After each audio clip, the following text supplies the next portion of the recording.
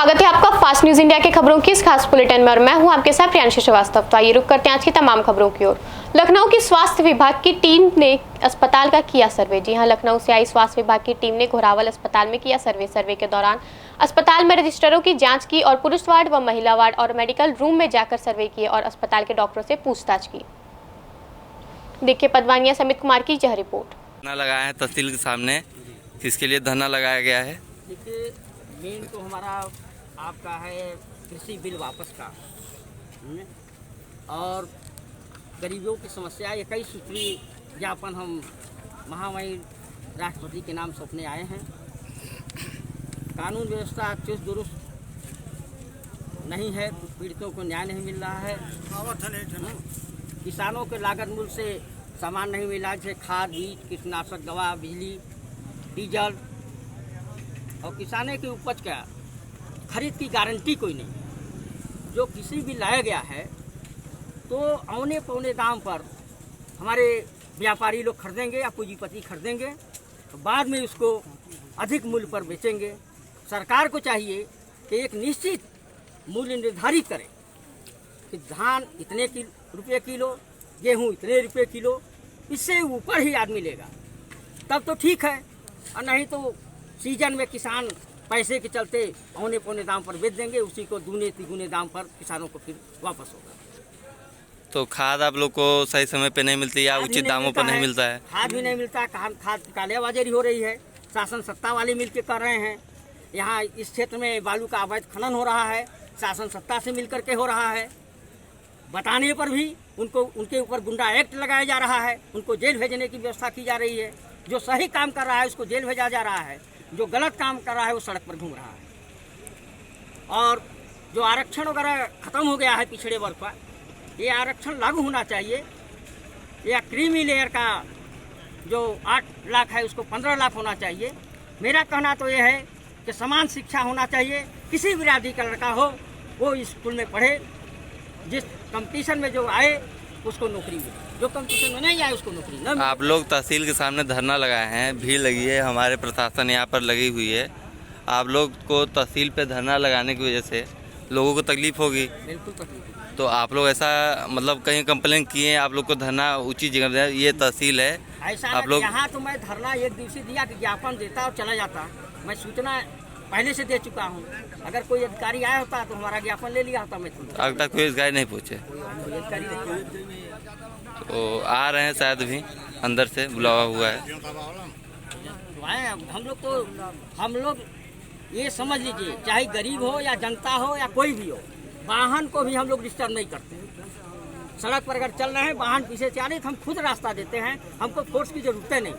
आज तक का रिकॉर्ड है, 25 साल की पार्टी होने जा रही है, हम लोग ने कहीं उपद्रव नहीं किया है और न उपद्रव हम लोग करना चाहते हैं। शांति ढंग से हम लोग काम करते हैं और करेंगे। आपका नाम? मेरा नाम सीडी सिंह पटेल है, अपना जिलाध्यक्ष। कहाँ से? सोनभद्र से। फास्ट न्यूज इंडिया के साथ मैं अमित कुमार।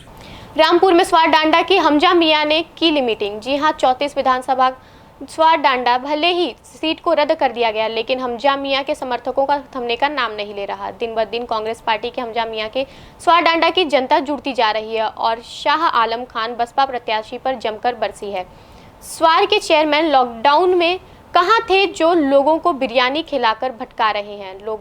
लॉकडाउन में स्वार की गरीब जनता भूखी मर रही थी। स्वार डांडा की जनता का कहना है कि ऐसे प्रत्याशी को चुना जाए तो सबके काम आ सके। सभा में मौजूद रहे नवेद मियां, हमजा मियां और शाह आलम खान। देखिए स्वार से शफीक की यह रिपोर्ट। नमस्कार, सत श्री अकाल। आज इस सभा के हमारे लीडर हरदिल अजीज नवेद मियां साहब, हमजा अली साहब, हमारे विधायक, हमारे दिलों की धड़कन नौजवान, हमारे विधायक हमजा मियां साहब, शद्दन मियां साहब और मेरे सारे बुजुर्ग, मेरे दोस्त, मेरे भाइयों, हम कभी अगर रामपुर आते थे तो रामपुर वाले हमसे ये कहा करते थे, यार तुम्हारे स्वार टाटा की जनता बड़ी बेवकूफ़ है, उन्हें जो चाहता है वो डुबडुब ले जाके बेवकूफ़ बना लेता। मैंने कहा भाई कैसे? बोले ये तुम्हें बताएंगे हम जब ये अब्दुल्ला जीत के आगा। तो अब्दुल्ला के बोले जो आजम खां है वो हमें तो एक ज़माने से चूतिया बनाए ही रहे हैं कि हम कोरा कागज़ है, हम कोरा कागज़ है। जब हमने पलट के देखा तो कम से कम 20-30 हज़ार करोड़ तो उनके खाते में निकले। अब तुम्हारे यहाँ चले गए बेवकूफ़ बनाने के लिए कि स्वार को हम शिकागो और टांडे को जो है पेरिस बना देंगे, और तुम्हारी स्वार टांडे की जनता जो थी भोली भाली और उनके पीछे पीछे हुई लाखों वोट दे दिया उन्हें। मिलने वाला कुछ नहीं है, उन्हें सिर्फ अपनी सीट चाहिए थी। उसके बाद वो जेल चले गए, मुकदमा लग गया, सीट खाली हो गई। तो मेरा कहने का मंशा यह है कि हमें लोग पता नहीं क्या समझते हैं, हमारी स्वार टांडा की जनता को क्या समझते हैं। अब एक नेता और आए, उन्होंने ज़मीर खरीदना शुरू कर दिया हमारा, हमें बिरयानी खिला के हमारा ज़मीर खरीद रहे हैं। वो सोचते हैं कि हम बिरयानी खिला के या लोगों को, जैसे फिरमुखी में तो चंद वोट होते हैं, वो इधर उधर हो जाते हैं, चलो पैसों के लिए हो जाते हैं, कोई बात नहीं। उन्होंने वहाँ पैसों का कार्ड खेला और प्रमुख बन गए। अब प्रमुख बनने के बाद में उन्होंने हिसाब लगाया कि लाओ फिर मैं स्वार टांडा की सारी जनता को, 3 लाख जनताओं को बेवकूफ़ बना दूंगा। तो वो इस बुलाए में ना रहे, हमारे स्वार टांडा की जनता बेवकूफ़ नहीं है, तुम्हें ही बेवकूफ़ बना रहे हैं। वो लोग जो सड़कों पे फिरते हैं, तुम्हारी बिरयानी खा रहे थे, और खाली रात पता चलते ही सब गायब हो गए, तुम्हारे पतीले भी ठंडे हो गए। तो हमारा कहने का मतलब यह है कि हमारे वोटों की तिजारत की जा रही है, हमारे स्वार टांडा के वोटों की तिजारत की जा रही है। हमें खाली हमारा ज़मीर बिरयानी से ख़रीदा जा रहा है। हमें जागने की ज़रूरत है, हमें सोचने की ज़रूरत है कि हम बाहर जाके क्या मुंह दिखाएंगे कि साहब हम बिरयानी पे बिकने लगे, हम चंद निवालों के लिए बिकने लगे। और अल्लाह ने हमें तो सब कुछ बहुत कुछ दिया है, हम कहीं बिकने वाले नहीं हैं। वो गलत फहमी में ना रहे, उनका तो शायद हो सकता है कि ज़मानत भी ना बचे, जो चाह रहे हैं कि हमें बेवकूफ़ बना करके, बिरयानी खिला के, लालच दे करके हमारा वोट हासिल कर रहे हैं। ऐसा नहीं है। हमजा मियां हमारे दिलों पे छा चुके हैं, हमें ऐसे लीडर की ज़रूरत थी, नौजवान लीडर की ज़रूरत थी, वो हमारे बीच आ चुके हैं। हम बन चुके हैं, पेरिस का ख्वाब देख चुके हैं, हम लंदन का ख्वाब देख चुके हैं, हम शिकागो का ख्वाब भी देख चुके हैं। हमें कोई ख्वाब, अब हमें बिरयानी के ख्वाब पकाने की ज़रूरत नहीं है। हमें लीडर मिल चुका है, हमें नौजवान नेता हमारा मिल चुका है। आप देखना, आपकी ज़मानत भी जब्त हो जाएगी। हमारा हमेशा नूर महल का चुनाव भारतीय जनता पार्टी से रहा है, आज भी हमारा चुनाव भारतीय जनता पार्टी से है। वो सिर्फ अपनी जान बचाने, अपने आप को जेल से बचाने के लिए चुनाव ज़रूर लड़ रहे हैं, भाजपा को खुश करने के लिए चुनाव लड़ रहे हैं, लेकिन उनको वोट देने वाला कोई नहीं है।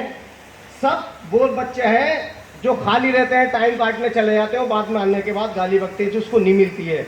वहाँ कोई मौजूद आदमी नहीं है, वहाँ कोई भारी भरकम आदमी नहीं है। हमें हमारे लीडर मिल चुके हैं, हमें नौजवान लीडर मिल चुके हैं। आप रात के 2 बजे फ़ोन करेंगे, आपके साथ एक टांग से खड़े होंगे।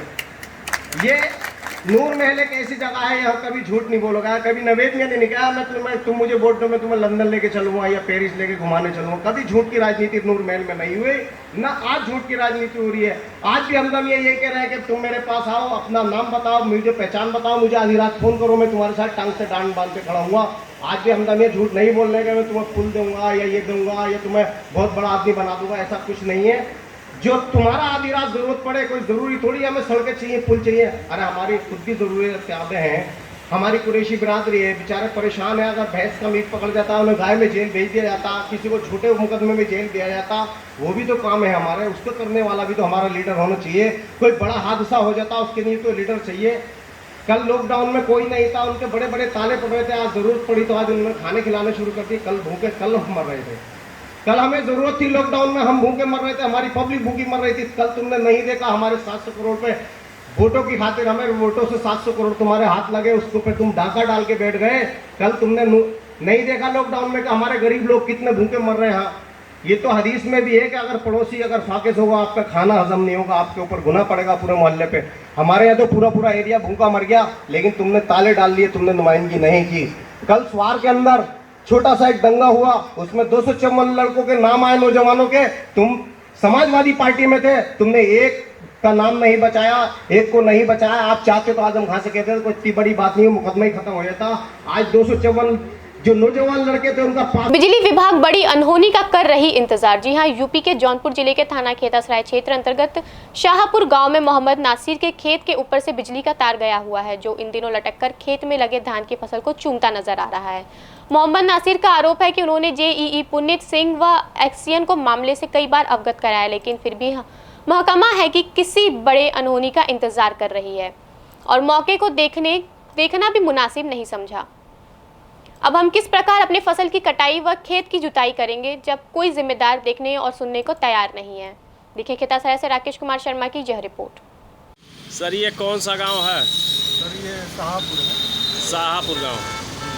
तो यहाँ ये जो बिजली का तार धान के फसल को छू रहा है, जी जी सर। तो इस पे आप क्या कहना चाहेंगे? सर इसको कई मरतबा हमने जो है उच्च अधिकारी से शिकायत की। ये मेरा ही खेत है, मैं जुताई नहीं कर पा रहा हूँ, बुआई नहीं कर पा रहा हूँ, मजदूर और हम जो है खेत में जा नहीं पा रहे हैं, क्योंकि समस्या ये है कि तार बहुत ज़्यादा नीचे गिर गया है। अभी वहाँ कोई जा नहीं सकता है, और कई मरतबा जबकि ये 40-42 वर्षों पुराना तार है, कोई बिजली विभाग कोई इसकी वो नहीं ले पा रहा है। तो इस समय धान की फसल को तार छू रहा है, तो जब आप अधिकारियों से इसकी सूचना दिए तो अधिकारियों ने कुछ आश्वासन दिया आपको? नहीं, अभी तक तो कोई आश्वासन नहीं दिया है। आज हमने जो है शाहगंज के एक्सचेंज साहब से मुलाकात भी की, उनसे हमने इसके घटना के बारे में जानकारी भी दी कि इस तरीके की घटना होने की आशंका है। हमने उनको बताया है, उन्होंने कहा कि आप जो है जाइए, हम दिखवाएंगे, पर अभी तक तो कोई आया नहीं है देखने के लिए। अभी तक कोई नहीं आया? नहीं, कोई नहीं। तो कई बार शिकायत आप कर चुके हैं? कई मरतबा यहाँ के जेई जो हैं उनसे भी कहा है, और आज वहाँ भी हमने गया पीड़ित होकर कई मरतबा भी। क्या नाम है सर आपका? मेरा नाम मोहम्मद नासिर है और ये मेरा ही खेत है। धन्यवाद सर। चुर्क मार्केट में चलाया गया चेकिंग अभियान। जी हां, यूपी के सोनभद्र जिले के चुर्क मार्केट में चलाया गया चेकिंग अभियान, जिसमें चौकी इंचार्ज दिग्विजय सिंह अन्य 2 कांस्टेबल मौजूद रहे। चेकिंग अभियान के तहत हेलमेट, मास्क, आरसी के आदि चीजों का चेकिंग किया जा रहा है। चेकिंग आए दिन होती रहती है, लेकिन लोग सुधर नहीं रहे हैं। देखिए चुर्क से दिग्विजय की यह रिपोर्ट। अभियान चलाया जा रहा है, इसमें मास्क, हेलमेट और कागज को चेक किया जा रहा है। आइए हम आपको दिखाते हैं। चेकिंग अभियान चलाया जा रहा है।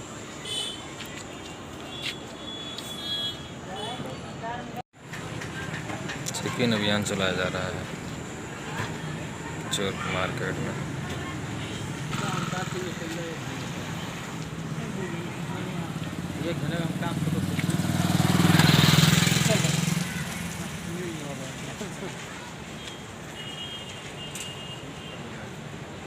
पेड़ हो रहे हलाल, जिम्मेदार मालामाल। जी हां, अमेठी जनपद के कोतवाली क्षेत्र जगदीशपुर के फैजाबाद रोड रेलवे क्रॉसिंग के बगल में काटे गए सागवान के पेड़ सहित रानीगंज ठकुराइन का पूर्वा में भी कटान किया गया। संबंधित वन रेंज से 100 मीटर की दूरी पर ही काटे गए पेड़। वहीं वन दरोगा श्यामलाल ने रटा रटाया जवाब देते हुए बताया कि जानकारी में नहीं था, देखते हैं। वहीं सूत्र बताते हैं कि वन दरोगा को भी इस एवज में 4000 रुपए लेते हैं, तब कटान हो पाता है। देखिए अमेठी से विश्वनाथ भदौरिया की यह रिपोर्ट। खड़े हुए अमेठी जनपद के मुसाफिर खाना क्षेत्र के जगदीशपुर कोतवाली क्षेत्र के अंतर्गत रेलवे लाइन ट्रैक के पास, जहां पर सागवान काटे गए थे, तो इसकी बात संबंधित विभाग को जानकारी होते हुए भी लगातार लापरवाही बरती जा रही है। ये कहीं ना कहीं वन दरोगा की मिली भगत से ही काटे जाते हैं। वहीं सूत्र बताते हैं कि 4000 रुपये दरोगा भी लेते हैं लकड़ी कटवाने के एवज में। आपको बताते चलें कि सरकार द्वारा लाखों के करोड़ों की तादाद में वृक्ष लगवाए जाते हैं। कहीं ना कहीं ये वन माफिया हरियाली के दुश्मन बन बैठे हैं। अमेठी से फास्ट न्यूज के लिए विश्वनाथ भदौरिया। अभी के लिए बस इतना ही। आगे की तमाम खबरों के लिए बने रहिए फास्ट न्यूज इंडिया के साथ। तब तक के लिए मुझे दीजिए इजाजत। धन्यवाद।